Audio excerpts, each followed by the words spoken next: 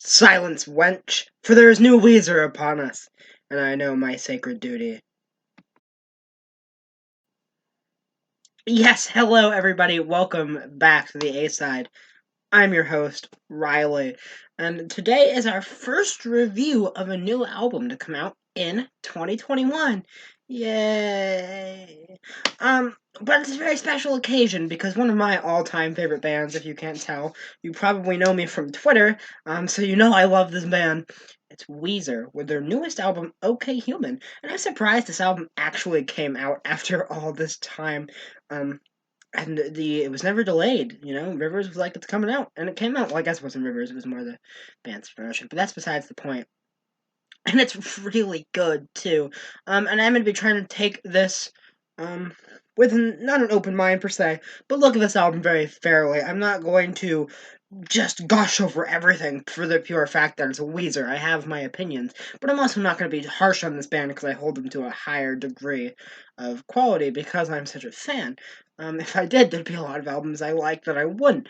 So I'm going to be looking at this album fairly. That being said, this album is really good and stands on its own merits. First off and foremost, this album is experimental for Weezer, as it has no electric guitars on it. Really, no electric instruments at all. It's all orchestrated, and it has some like acoustic guitars and like some bass and stuff, but for the most part it's all orchestras and like a big band. You've got strings and trumpets, and it's just beautiful.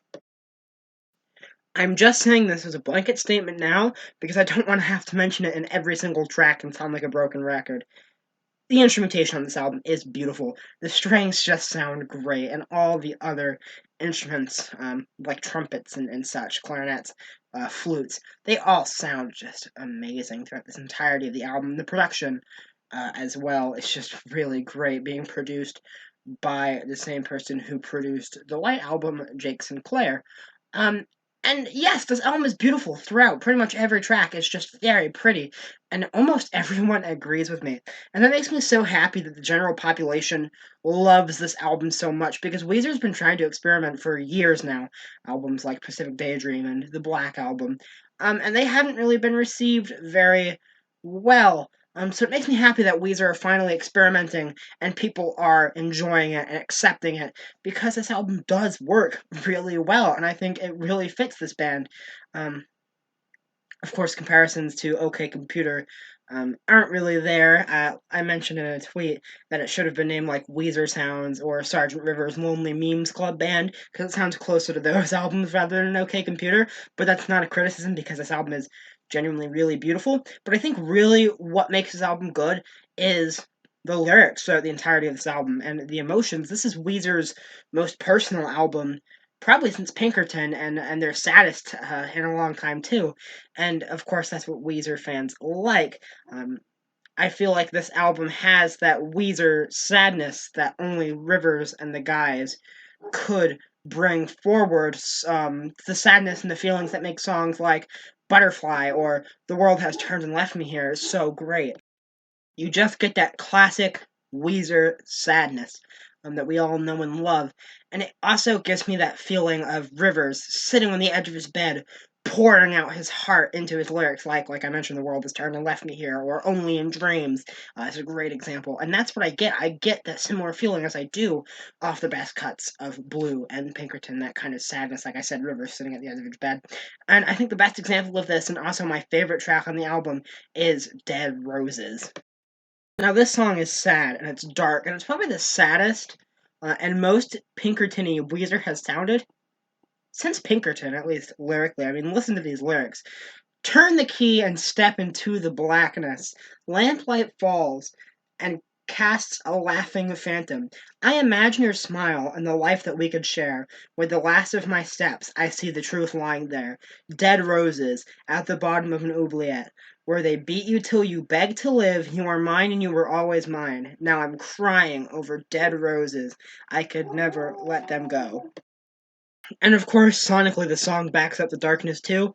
Um, the way Rivers sings on this song in this dark, kind of somber sad vocals. It's just beautiful, especially backed by these really kind of quiet guitars, of course, acoustic guitars. The drums come in and the orchestration. I really love that the song starts too with the bass clarinet, because I'm a bass clarinet player, so bass clarinet gang. So it's just a cool little thing I can relate to. Anyway, the song itself is just beautiful through and through. I love the line, "Now I'm crying over dead roses."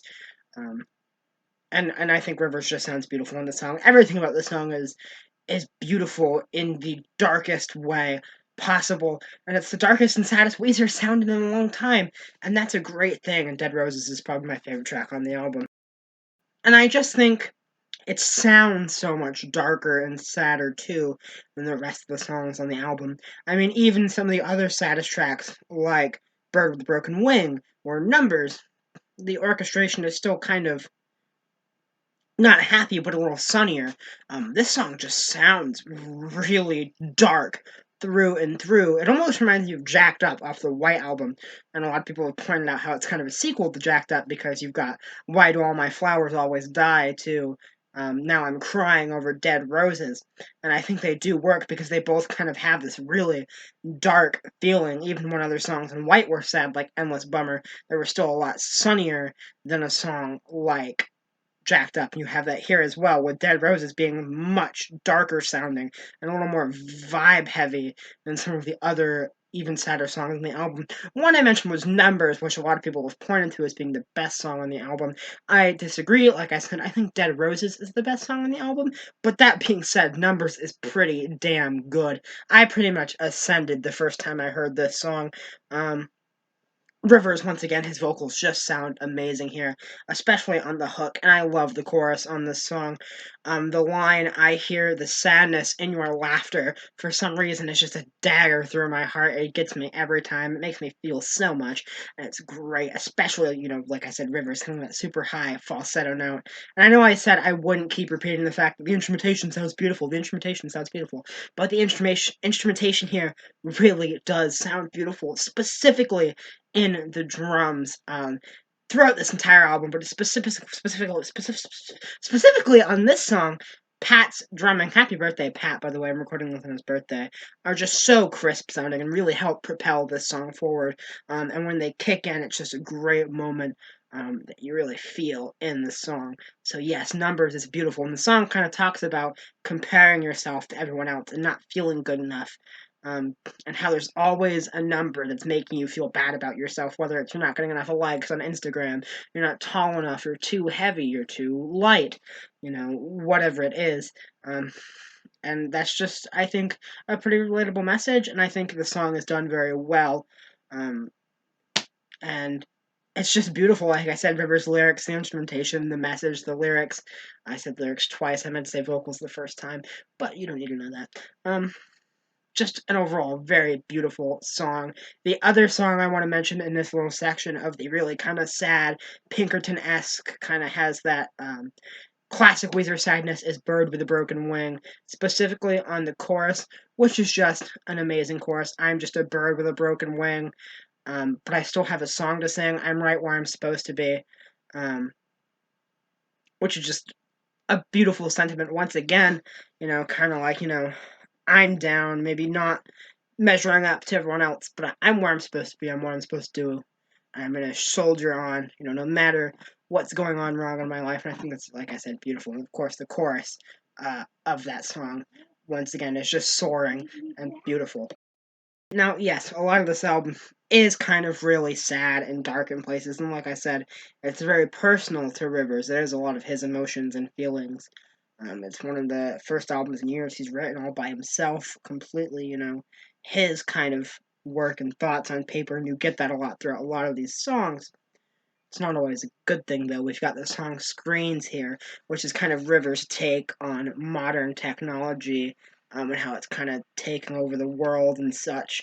And the way this song comes off should be replaced.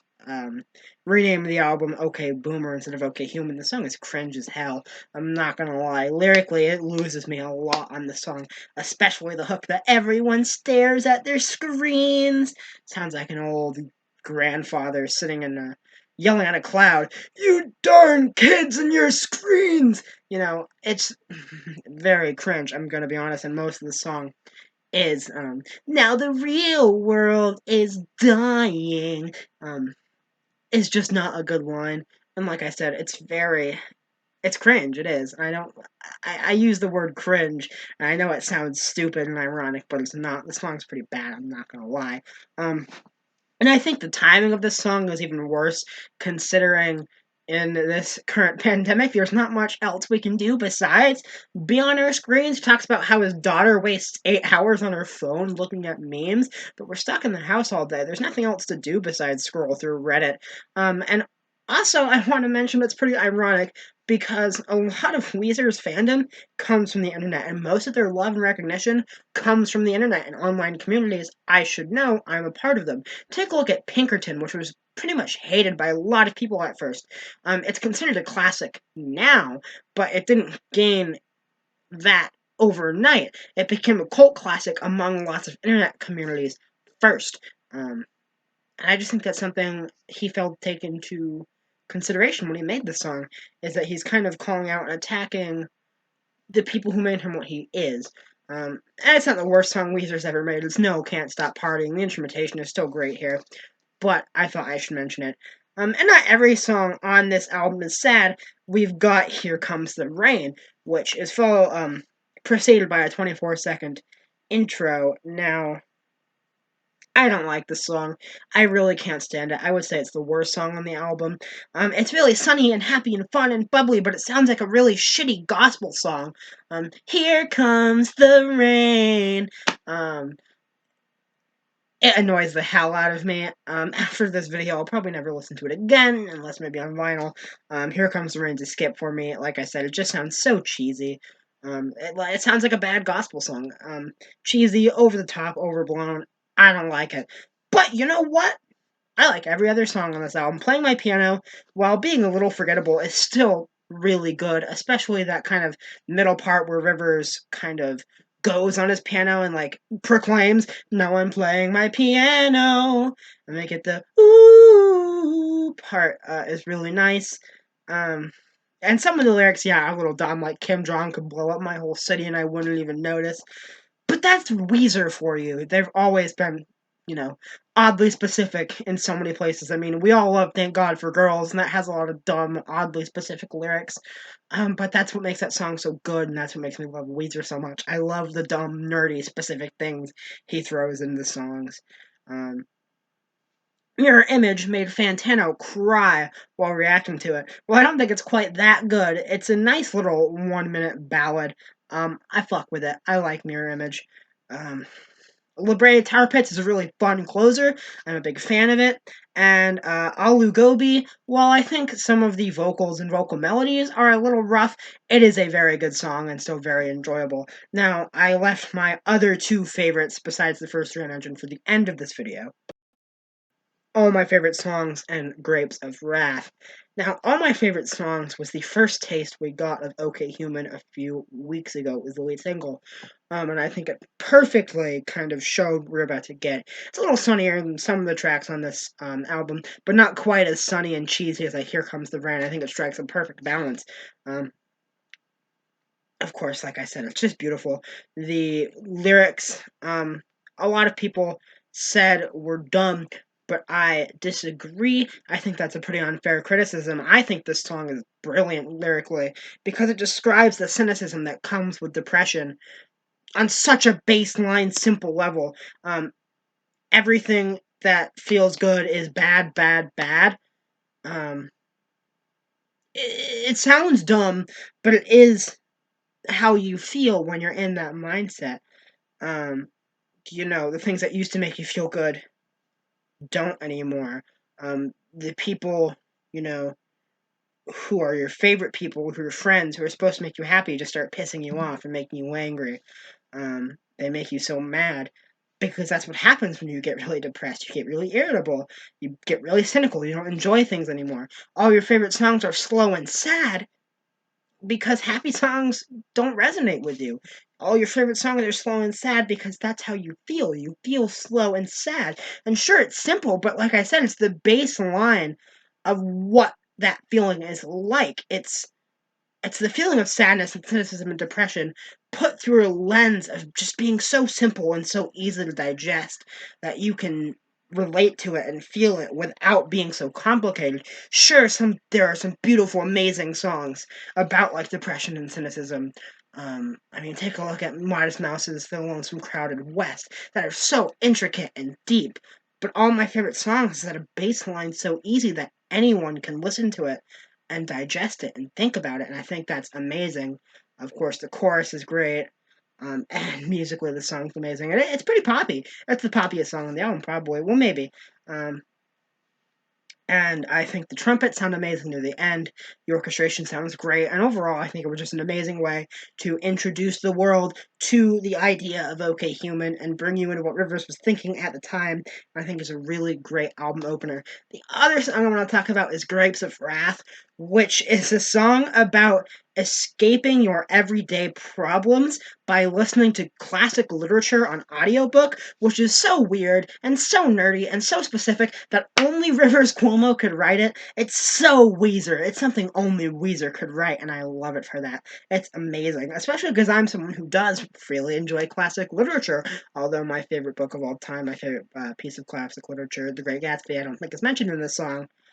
You've got like 1984, of course, um, Grapes of Wrath, and so many other classic books kind of thrown in there. I believe Moby Dick. And the hook on the song is really what makes it special. I'm gonna rock my audible headphones, Grapes of Wrath, drift off to oblivion. The best hook on this album, hands down. The best chorus on this album. It's so catchy, and so easy to kind of groove to. Um, of course, like I said, instrumentation, beautiful. The strings that swell on it are gorgeous and back it up so well. Um, One of the best hooks this band's probably written ever. Probably one of their top choruses. Like I said, it's so catchy. It just hits so good. And it's that good Weezer, man. Um, I love this album, although I'm still waiting on my vinyl. Rivers, you cheeky bastard. Where is it? Anyway, yeah, I'm feeling like a 9 out of 10 on this album. Couple moments I don't like, but overall, I just think it's a beautiful, kind of orchestrated piece of classic music. Um, it's classic music mixed with that great Weezer kind of emo pop rock, and it's not modern Weezer. It's old Weezer. It's Pinkerton if it was orchestrated, and that's amazing. And a lot of the song is, a lot of this album is pretty amazing, I'm going to be honest. A lot of people are saying it's the best post Pinkerton Weezer album. I disagree, as Maladroit and the White Album exist. This album is really, really good. Beautiful instrumentation, great lyrics, great song meanings.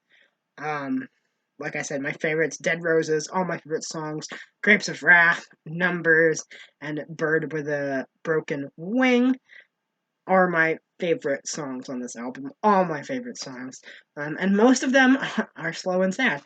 Anyway, I'm feeling a very strong 9 out of 10 on a Weezer's OK Human. I'm very much looking forward to Van Weezer in the near future, May 7th. That's when it comes out. Make sure you stay for a review here. And I hope you enjoyed the video. See you all next time.